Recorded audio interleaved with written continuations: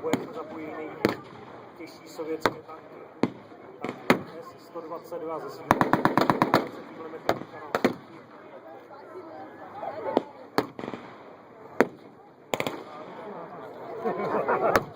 S lopatkou vle někde.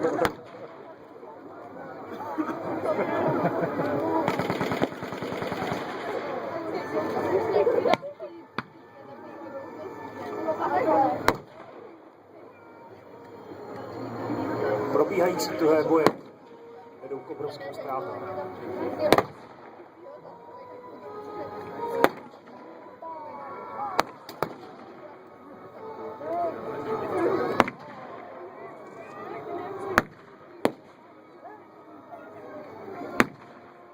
Po zdlouhavých několika denních bojích sovětským a československým jednotkám podařilo vyvrátit druhé pásmo německé obrany.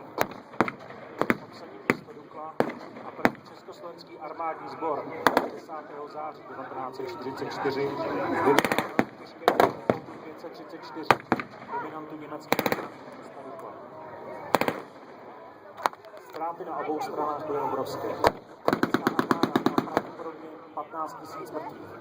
Ztráty Sovětů a Čechoslováků také těžké. Bylo 19 000 sovětských vojáků. Zároveň padlo 1800 příslušníků prvního československého armádního. 4500 jich bylo raněno. Velitelský sbor o 90% svého stavu.